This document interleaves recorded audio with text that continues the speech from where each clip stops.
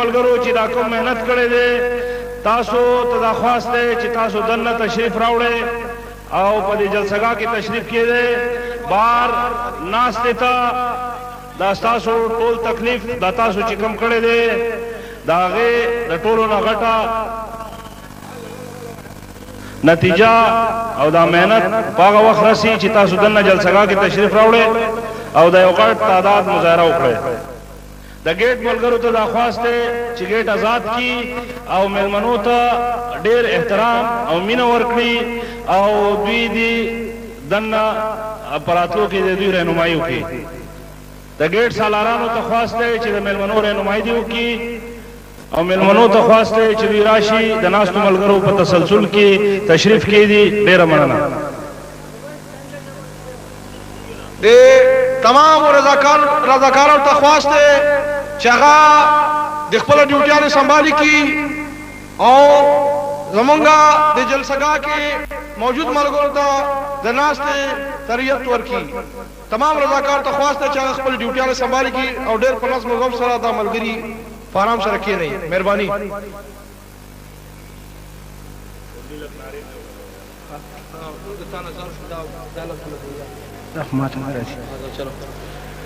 مونږ د تا نظار شو مونږ د تا نظار شو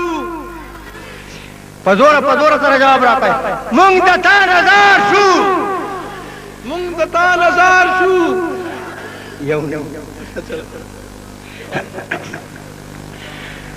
دا می منزل دا می جنت تا ور روان ورتا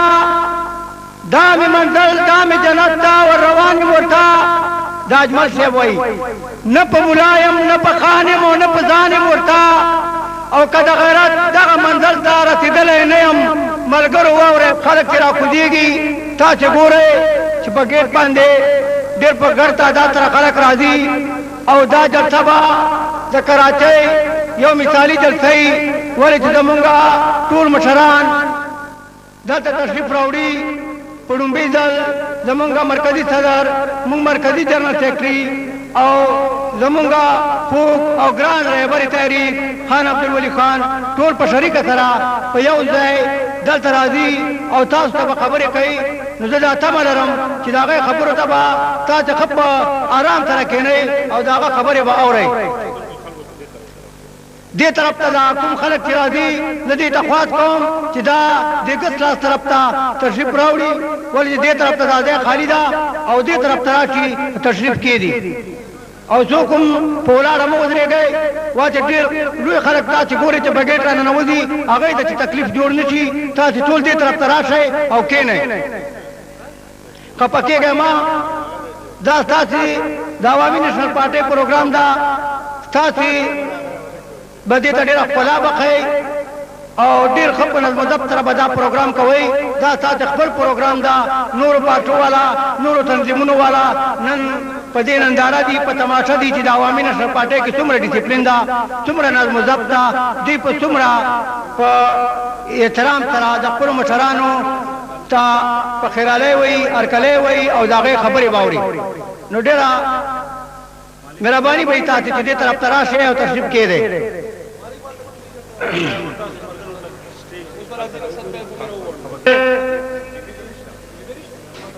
تاسو ته خواست دی چې تاسو په خپل ځای تشریف کېږدئ ستاسو به ډېره مننه وي ولاړ خلک او په ناستو خلکو کې ترمنځه فرق د نظم و ضبط دی نو که تاسو د ښه نظم و ضبط مظاهره کول غواړئ یا د یو منظم کو په حیثیت ځان پیش کول غواړئ نو د هغې لوی ثبوت په خپله جلسه کې د نظم و ضبط مظاهره کول او د هغې طریقې کار په جلسګاه کې د ناستې دی تاسو ته خواست کوم چې تاسو ټول ملګري چې کوم ولاړ دي د ګس طرف ته تشریف راوړئ او دلته تشریف کېږدئ ډېره مننه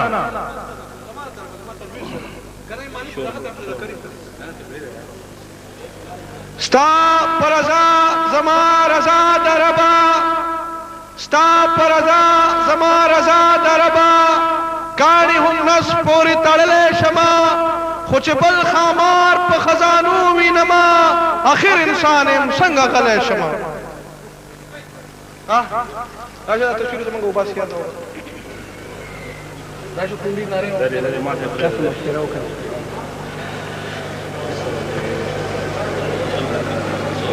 ولې چې دا تاسو خپل پروګرام دا او دا کامیابول هم تاسو کار دا خرید دې رضاکارو ډیپټي نه بلکې تاسو عمر سره ډیپټي دا مهرباني وکړئ دې طرف ته دا خلک چې دا دې خوا راشي ان شاء الله چې کوم ملګری روان دي هغه ته خواسته چې مخې ګیټ ته راشي او شاید چې کوم ملګری را روان دي هغه ته خواست چې هغه مین ګیټ باندې راشي مین ګیټ باندې عوامي نېشنل پارټي رهبر تاریخ خان عبدالولي خان رهبر